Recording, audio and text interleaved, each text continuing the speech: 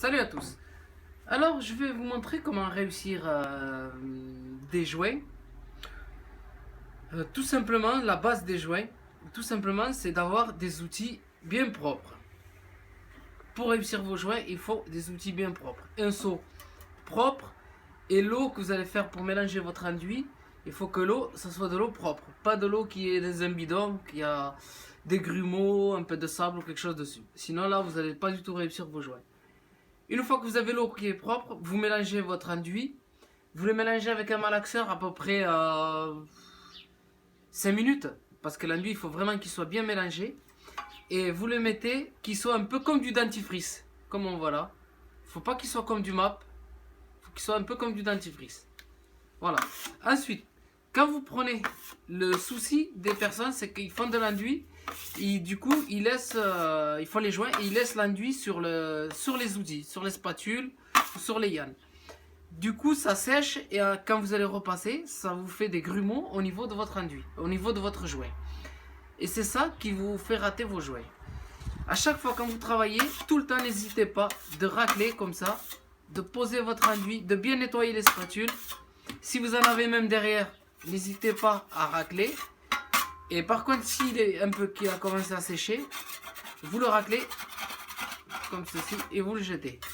Ensuite, quand vous prenez par exemple votre spatule est sale, si vous prenez les restes qui vous restent là, n'hésitez pas à le jeter. Voilà.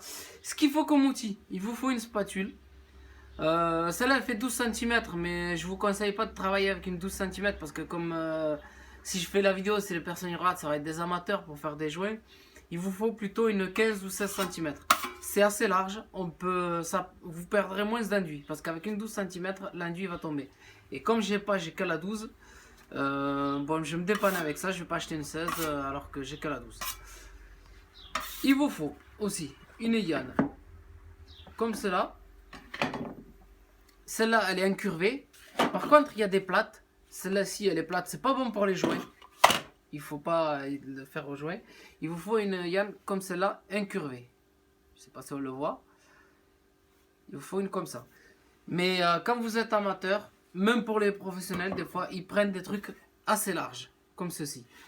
Pourquoi large? Au moins, ils peuvent en mettre plus, on peut en mettre plus, et ça évite que l'enduit tombe. Parce qu'en général, quand on commence à travailler, surtout avec la spatule, une fois qu'on a mis l'enduit là, on le maintient, on a souvent la main qui est tordue comme ça au niveau du poignet. On fait poser la liane sur le bras, et du coup, l'enduit il coule. C'est pour ça, plus c'est large, et il mettra moins de temps à tomber. Ensuite, n'hésitez pas à le ramener vers l'intérieur. Voilà, vers l'intérieur de votre bras. Si vous en avez, le mieux c'est de ne pas trop en prendre pour coller la bande. Parce que si vous en prenez trop, il vaut mieux garder la main bien plate. Et une fois que vous avez collé la bande, il vous faut recharger. Pas de suite, il faut laisser sécher pour charger la bande. Et pour les amateurs, moi je vous invite à le faire en 4 passes. Vous pouvez vous lancer, coller bien la bande.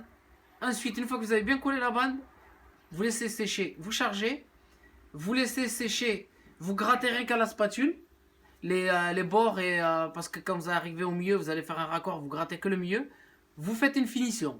Là, vous poncez et vous refaites une autre finition pour rattraper toutes les imperfections. Pourquoi on laisse sécher? Pour pas qu'à chaque fois qu'on repasse, ça relève l'enduit qui est en dessous.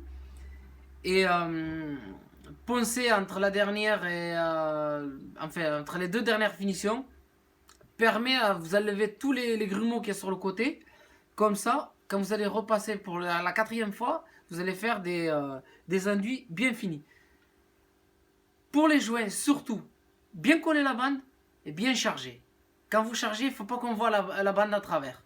Voilà. Une fois que vous avez bien chargé, la finition, elle va toute seule. Si vous avez bien chargé et que vous avez bien raclé, vous allez faire vos joints en 3 passes.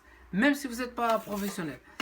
Surtout pour un raccord. Vous n'allez pas faire venir un professionnel pour un raccord. S'il se déplace, il va vous prendre au moins 200 € parce que pour le déplacement et tout ça. Alors que vous pouvez le faire tout seul pour une vingtaine d'euros, même pas, vous pouvez le faire. Si vous allez acheter un sac, ça vous coûtera 15 € un sac d'enduit. La bande, ça coûte à peu près 3 €. Et après, bon, il vous faut que les outils, quoi. Mais le mieux, c'est d'essayer de voir des personnes autour de vous. Tout le monde a un peu d'enduit, de la bande, ainsi de suite, quoi. Voilà, ben, j'espère que cette vidéo pourra vous aider à faire les jouets. Et surtout, comme je vous ai dit, dès que l'enduit commence à sécher, comme ceci, on racle et on le jette, on ne le garde pas. Vous en avez d'autres. Et au niveau du seau aussi, quand on prend l'enduit, quand on commence à descendre, il faut bien racler les bords du seau pour ne pas le laisser sécher.